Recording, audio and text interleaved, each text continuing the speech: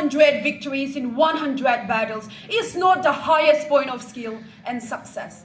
But to make a situation under control without fighting is the highest point of skill and success. Good afternoon, honorable educators, members of the opposite team, chairperson, and audiences. I am recruit GD Ruthi VP from Assam Rifles and one with you all by motive to speak for the motion on our today's topic. Observance of human rights is an essential element in war against terrorism and insurgency. Let us first understand the term human rights. Two very simple words, but when put together, constitute the very basic foundation of our existence. It applies regardless of where you are from, what you believe, or how you choose to live your life. Human rights are being observed by the following aspects. Firstly, the Universal Declaration of Human Rights, adopted by the United Nations Organization under United Nations Human Rights Commission in 1948, helps individuals in various parts of the world to retain the freedom rights with which we are entitled.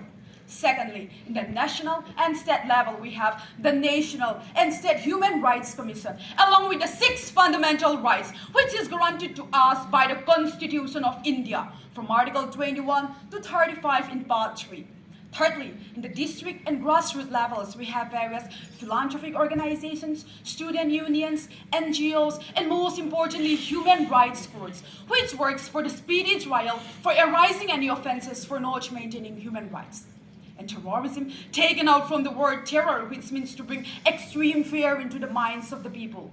It means the unlawful use of violence and intimidation against civilians in the pursuit of political aims. It has a direct impact on human rights, with consequences for the enjoyment of the right to life, liberty, and physical integrity of individuals, especially against victims of terrorism. Insurgency, on the other hand, refers to a condition of revolt against a recognized government that does not reach the proportion of an organized revolutionary government and is not considered as belligerency. Terrorism and insurgency are two elements which involve acts of violence, both of which are motivated by political, ideological, and strategic ends. The consequences of it are terrible for other members of the population, whether intended or not. The strategy should be able to prevent acts of terrorism, persecute those involved in these activities, and promote the rule of law. Although it has various political challenges to operate in counter-terrorist operations and protect human rights, government can easily encounter these challenges by limiting on certain rights under law enforcement framework in every exceptional circumstances, including rights to freedom of speech and expression, rights to form associations and unions, and rights to freedom of movement, etc.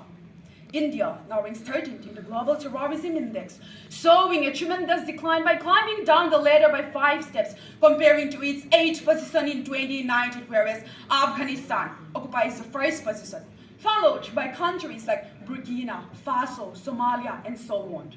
The deployment of the Armed Forces Special Power Act 1958 in the northeastern states of India and in Jammu and Kashmir further enhances in the observance of human rights and in the war against terrorism and insurgency to such an extent that it has to be withdrawn from states like Meghalaya, Tripura, Mizoram, and even from various districts of Assam, Nagaland, and Manipur.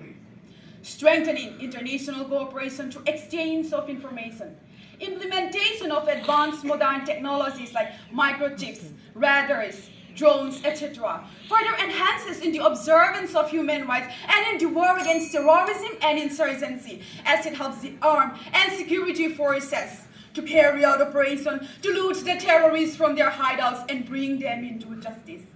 Bravery is not in killing but in saving lives. Attempting to kill every insurgent is impossible as a cyclic process of revenge goes on.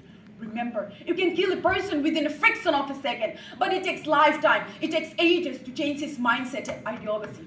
This is where education comes up. Education must be emphasized at all times, at all levels, since it is the only tool which has the potential to break barriers, to provide quality, moral, ethical education, and plant the seed of patriotism and nationalism into the young minds and instigate the notion of rational thinking.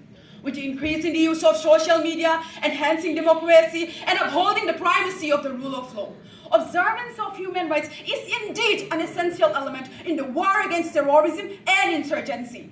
Therefore, it is critical to strike a just balance between maintaining the safety and security of the nation and thus safeguards the human rights. Jai Hind, Jai Bharat.